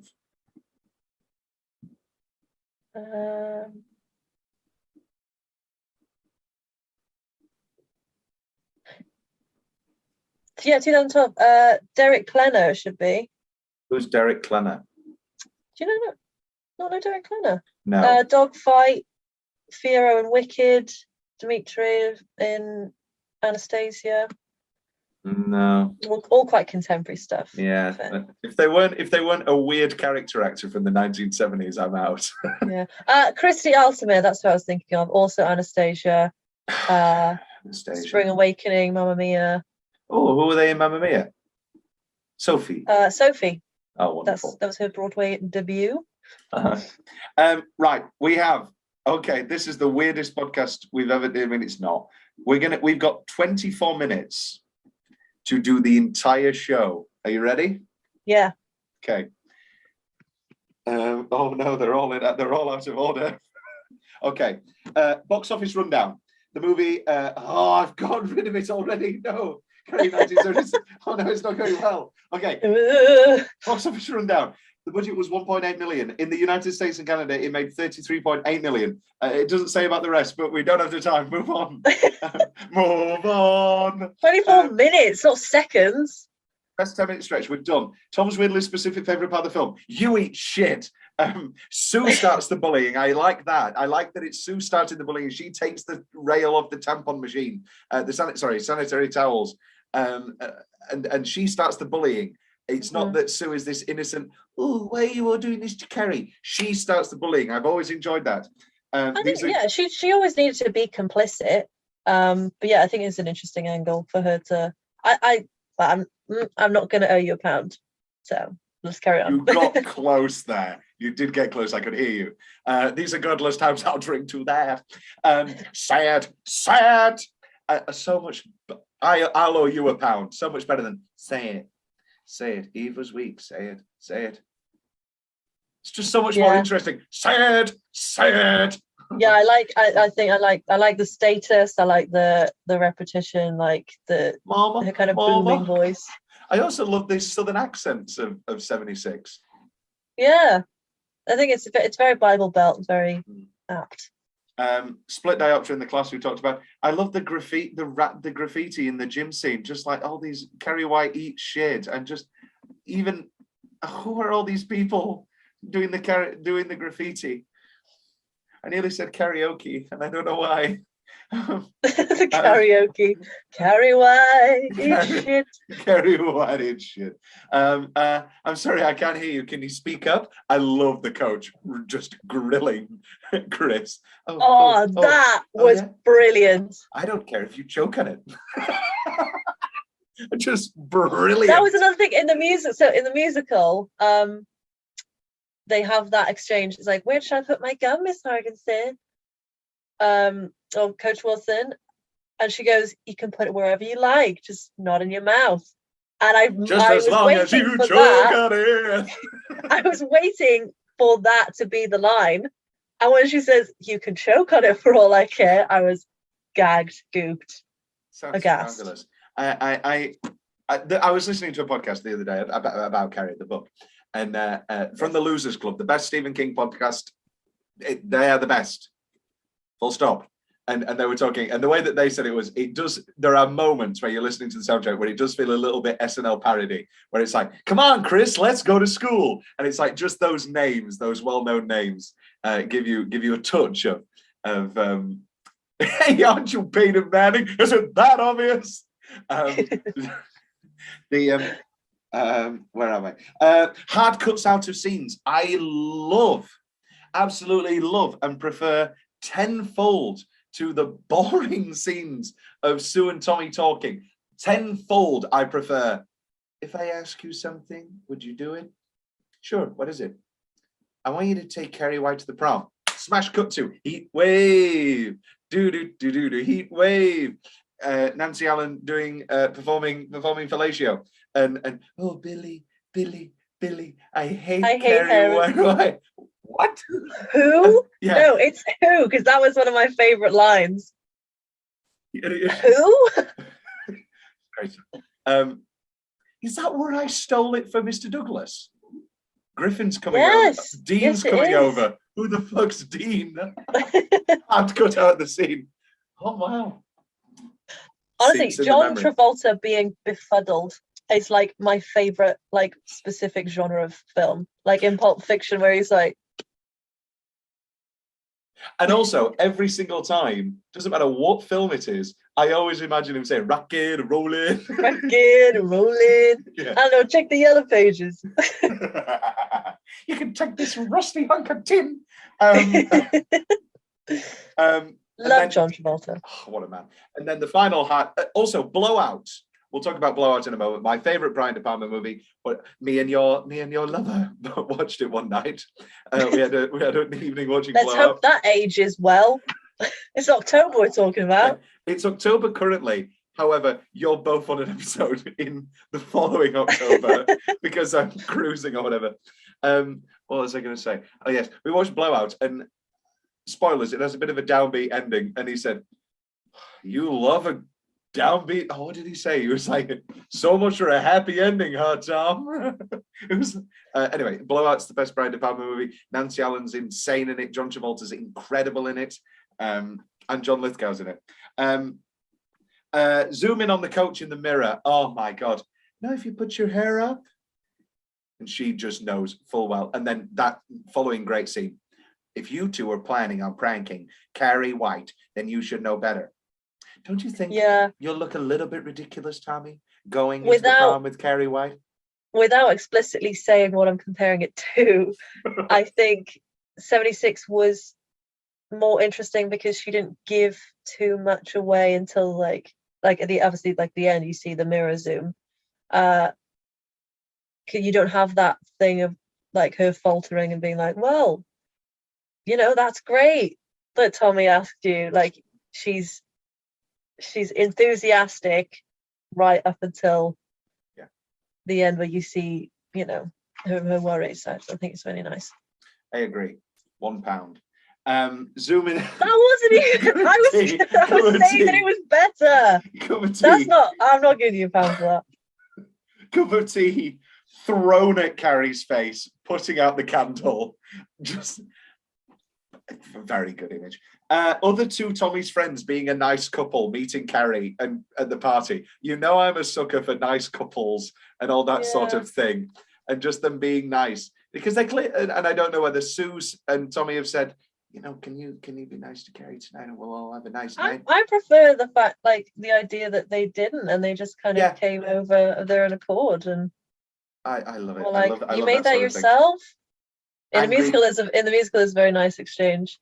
Where she goes, where's that dress from? I made it. You made it? No shit. And then Carrie just goes, no shit.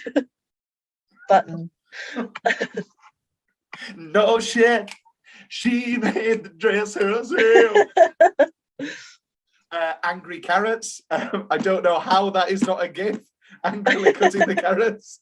And then I'm sure it is. I'll find it. Or I'll make it. Silent laugh of PJ Souls, a one-act play. The fire sparking behind her. That is just one of the most beautiful shots of all time. And the red, and it's beautiful. And then the organ orchestration of the theme, coming home and to the candlelit house. You're like, oh no, oh no, oh Carrie. Okay, what's next? Oh no, we're running out of time. Oh, the Libyans, we're running out of time. Best single, best soundtrack corner. Let's talk about Pino Donaggio. Again, one of the most beautiful 4 pieces of music. I adore the score so much. Every piece of music is so beautiful. Apart from I call it here workout synth fart music. What the hell is that music? And also the use of the psycho Where theme. is that? Where does that feature? I forget. It features in the workout. It's called Calisthenics. I'm going to play it for you now. You'll know it. I adore his score for this. Yeah. Honorable mention to the crowning scene, like that whole underscore. Absolute, just here it is. It's been officially released only for this podcast. Actually, it's only been released. It was released officially onto Spotify at the first reissue on January the 21st, 2022. And here we have it here. And here it is. It's called Calisthenics.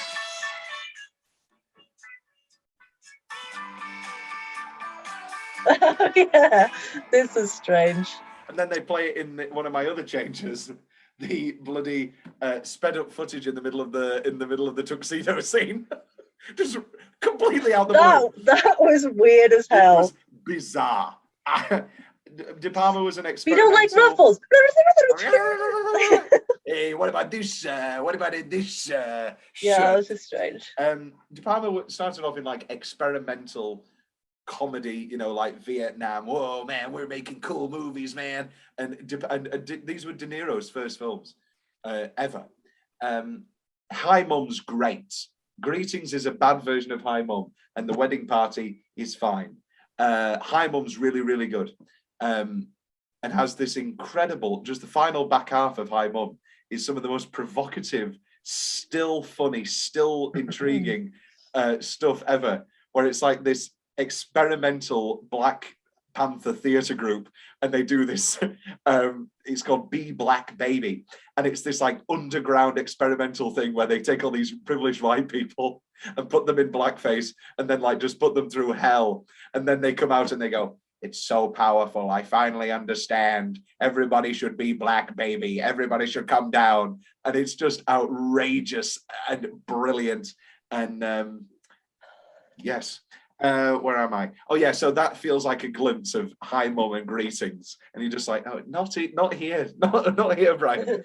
However, I still prefer it to, oh my God, did you hear about Carrie White? Oh my God, did you hear about Carrie White? Ooh, ooh, ooh. And then Ansel got tuxedo dancing. We've not talked about Edie McClurg. Who? Your righteous dude. Wait. Ferris Bueller, receptionist. A righteous dude. Of course. Did you not know it was her? No, I did make the connection. Yeah. Yeah, they think he's a righteous dude. Just dude. Yeah, just roll her on down here.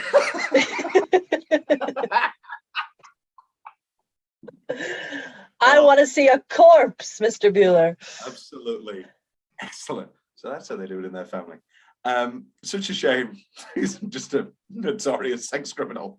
Because it really is one of my favourite comedic performances. What's the score? It's 0-0.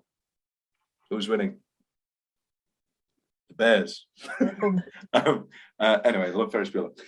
Go listen to the Ferris Bueller podcast. Where are we? Oh no! Oh no! Oh no! Best line.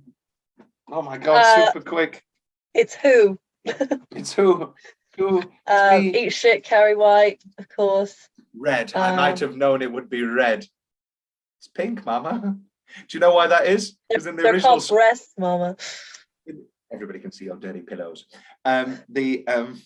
You've got them. Every woman has them. In the original script, the dress was red, but they changed it to pink because it suited Sissy Spacek better, and nobody told Papa Laurie. And she was like, "No, I might have known it was red." Brian, I'm keeping it in. Also, oh no, we'll talk about that in a moment. Oh, okay. Tommy, yeah. Why am I here? Why what? Because it's the prom. Why am I here with you? Because I asked you. Why'd you ask me? Because I wanted to. Why'd you want to? Because you liked my poem. Only I didn't write it. Somebody else did. Oh, dude, absolute just. Oh. Their whole exchange on the dance floor as well. You can choke on it for all I care. With me, we're dancing. Oh, beautiful stuff.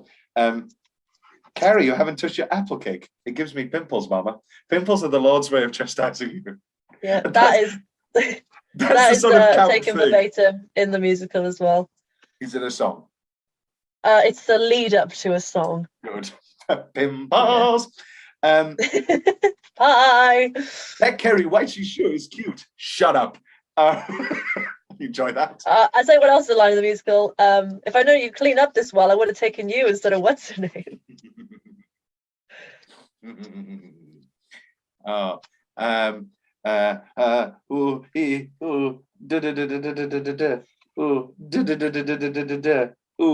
What's the change? I have a couple. I've put here Blojo speaking. How can she speak so clearly? I'm sorry to be crude. She says Billy 10 times and then says a fully formed sentence. Well, I thought she was just like kissing him. Even if she's just kissing him. Actually, Billy, I'd like to think she is down there just like breathing onto his dick, and that is sending him into overdrive. That alone. Oh, wow. Wow. Wow. Wow. She's talking to it. His name isn't even Billy. That's just the name he's like given to his dick. Hello, Billy. Hello. I don't like 70s prom rules. You know you can't go without a date. I don't like 70s prom rules at all. I feel like that's just like the social prerogative. But that's the coach saying it. I think she's genuinely saying, you can't come, Sue. Sue. Can't come. Rotation of the frame in the car flip. It just is so you can see the angle. Yeah. It looks bad. And why? And this is a thing with 2013 as well. Have a shower. Don't have a bath. How does she get completely clean? By the end, she is in that dirty red water. There is no way she is spotless like she is. And like it would be in her hair still, at least. Yeah. Other notes: rough 70s teachers, Martini, De Palma regulars, Betty Buckley doing the sound loops. She did the sound loops on Phantom of the Paradise and another movie. And Betty Buckley is actually doing the sound looping. Creepy Carrie, creepy Carrie, creepy Carrie. Oh, that stupid, that stupid kid knocking on the window in your movie. Jack Fisk, the production designer, and Sissy Spacek's husband, was the production designer on all of these, on a lot of those early De Palma movies. And so Sissy Spacek was always around, and she was like, "Let me audition, Brian." He's like, "Nah, I got somebody else." And then she came in with Vaseline rubbed in her hair and this sailor's dress, and she did, and she like, I think she did something else, and she was just like, "Hi, I'm Carrie." And there was like, you got the picture. Do you know who they were thinking of before her? He wanted Amy Irving to play Carrie. Oh. Okay, let's talk about this. Yeah. I'm going to call this the Star Wars game. I'm going to be good at this game. Yes. You've seen the first film. You know who plays what. You know. Well, I'll explain the game to you. I'll explain the game to you. They wanted unknowns for Star Wars. They wanted unknowns for Carrie. George Lucas and Brian De Palma were good friends, so they both did the same auditions. So literally, PJ Souls did her audition, and Brian De Palma said, "Yeah, I'll put her on my list." There was the long flouted rumor that Carrie Fisher was going to play Carrie. Carrie Fisher said, "No, that's bullshit." However, William Catt did audition for this and Luke Skywalker. And Amy Irving did audition for this and Princess Leia. So let's play the Carrie game. I think I know the answer. Is there any role swap? Is there any role swap which makes either Carrie or Star Wars a better film? Chewbacca as Margaret. Sure. I was thinking of what quote to say, and I realized it wouldn't matter. Chewbacca doesn't speak. See, I wonder if Carrie I don't know Fisher, if it's history. Oh, sorry, go on. I wonder if Carrie Fisher would have been good as any of the other girls. Chris. I think so, yeah. But I'm not losing my Nancy. No. I think it is that weird thing of literally. Maybe it's time, and maybe it's iconetry. That's not a word. Iconography. Oh, very good. But I just don't think anybody is a perfect switch. I think they did the perfect. I'm sure William Catt wishes that he was cast as Luke Skywalker. Yeah. But I think it was the literal perfect cast. Oh, see, now I was thinking about Mark Hamill as Tommy. John Travolta as Han Solo. Wait. Yes. Every damn day. Sorry. Harrison Ford is just an angry Billy. Who are you talking about? Who's Carrie? Who is Carrie White? Who is Carrie White? You changed the sample. Who is he, goddammit? Who is Carrie White? He's about to drop the bucket, but he comes out in the middle of the crowd and he's like, "You switched the samples, Dr. Richard Kimball, everybody. Dr. Richard Kimball. For Provasic. Provasic. Oh God, I love the fugitive. We weren't late, but I watched I was ready for a something. I can't remember, and I just watched another hour. I just watched a whole half hour of The Fugitive before we left because I was like flicking channels. I was like, "Oh, it's The Fugitive." We are looking. Our fugitive is Dr. Richard Kimball. He set off an hour ago. That gives us a parameter of 3 miles. Oh, what a great film. Other notes. We haven't even talked about Piper Laurie thinking that it was a dark comedy. And just she just completely Brian De Palma had to pull her aside and say, no, this is a drama. And the way that she describes it is, I didn't like the script, but my husband told me that all of Brian De Palma's movies had a sense of the comedic. I was like, oh. That's so funny though, like this idea that you can be on a production and not really grasp the tone of it until it's all like finished. Well, that's another thing. Nancy Allen and John Travolta thought that they were being goofy, and they were like goofy comedic relief, or should I say comedic relief. And literally until she saw the film, she was like, oh no, these are evil characters. Yeah. These aren't wacky, these aren't goofy. I think it was almost good that she went in with that. Yeah. Because especially John Travolta she was completely unapologetic. Like she wasn't trying to chase a reaction per se. De Palma did a whole week of improv and rehearsals and games before the film started to get them all to be like kids, not kids, like school and all that sort of thing. Yeah. They did shoot the original opening of the book, which has this rain of pebbles, basically, following an argument, which sets up the rain of stones later. However, they filmed it all. However, it looked bad, and it looked like rain, and it looked like hail. It didn't look like stones. Yeah. So they cut that straight into the volleyball. However, in the final house destruction, which also I think looks 10 times better practically, and the house really falling. I was very impressed with that sequence. Yeah, I was really. And if you look carefully, there are like huge boulders coming through, which they just kept in because they'd already shot it and all that sort of thing. But I think it's destruction. Yeah, it's absolute destruction. Where'd that big boulder come from? And then she stops and goes, I like that boulder. That's a nice boulder. She puts a hand on it and it's like, it's a girl. Oh, it's a task from God. It's a task from God. I'm going to kill this baby. Tom's big question. Why don't people say gets you where you live anymore? People should say that all the time. I love that phrase. Where you live. I bet that gets you where you live. I love that phrase. Is Sue, how naive is Sue, or is she just genuine? I guess she's naive. As like in terms of what? In terms of everything. What, thinking that she could just be redeemed? Yeah, thinking that they could get away with it, like that.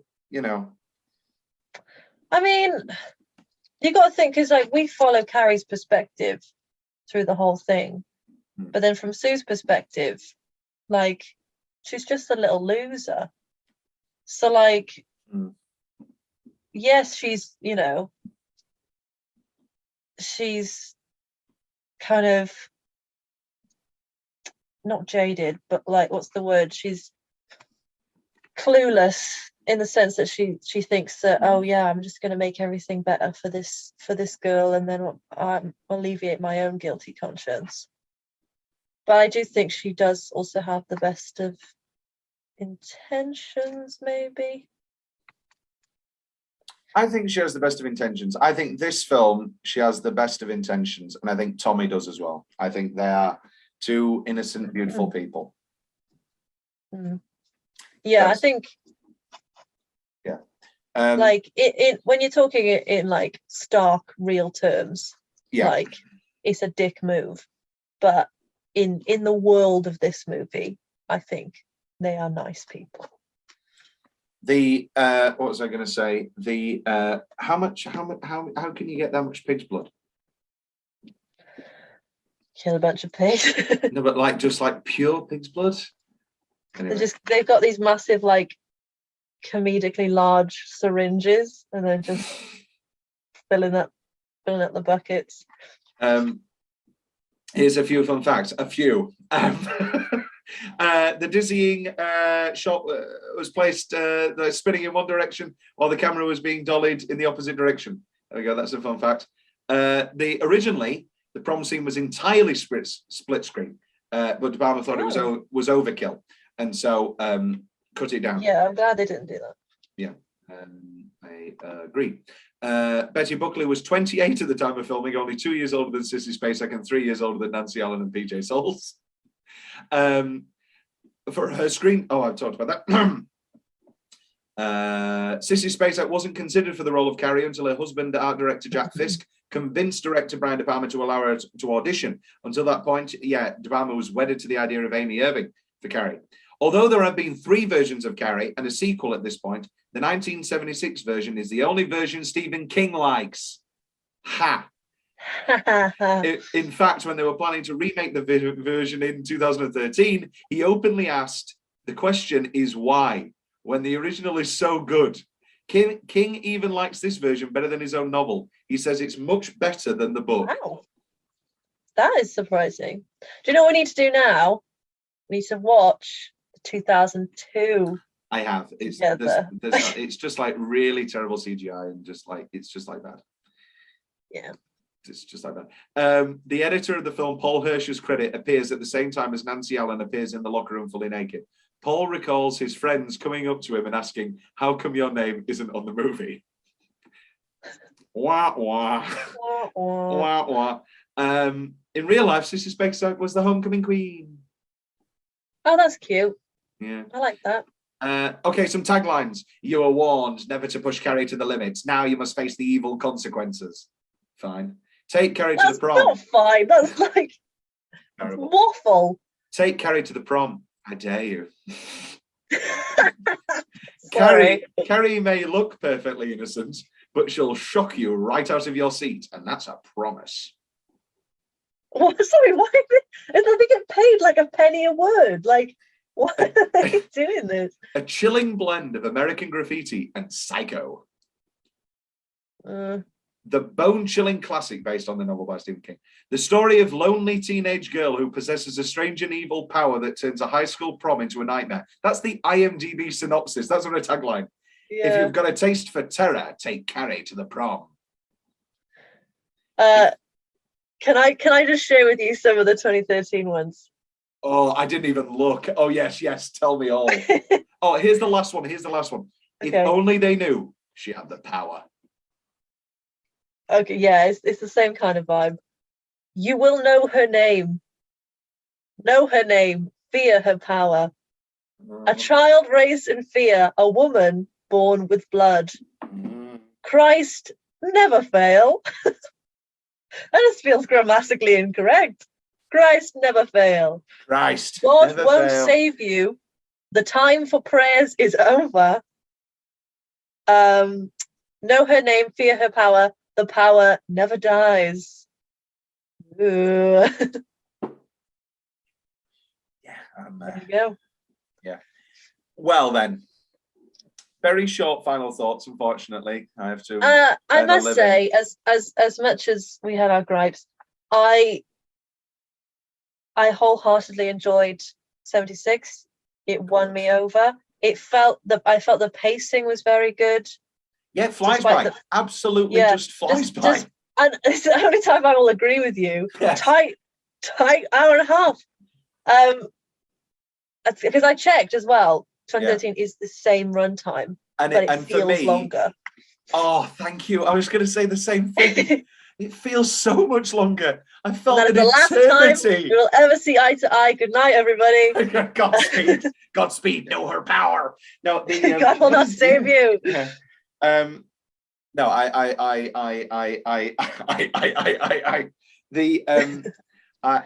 love Carrie 1976. I'm trying to think of another De Palma movie you should watch.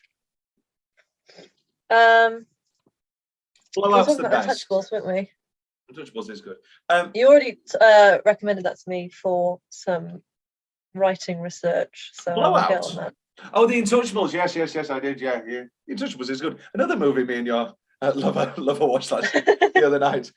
We're slowly walking through and avoiding the ones with graphic sex to not have horribly awkward moments. It's just like, Can't be tempted with one another. Yeah. Oh, wow. Melanie Griffith. She's definitely naked in this scene. How are you today? Miss Holmes, Any final thoughts on your Carrie? I'm going to give you a final thought. My Carrie. I'll do like a general overview. I think, it's like I say, it's a very hard story to be done wrong. I think it's been really interesting to see how directors and artistic directors have approached it with like turning of like the century and like turning of the decades and transplanting it into new kind of cultures and social spheres and stuff. Like I say, I think Carrie works really well in the digital age with this kind of new teenage perspective. But then I also I was expecting to feel like 76 was worlds apart, and it wasn't by any stretch. Like it felt just as relatable, just as like heartfelt. So I was not disappointed at all. Good. Can't say the same. I'm sorry. Rhian, a pleasure as always. Carrie, all Carries. Dabba dabba dabba da da ba ba ba ba ba ba.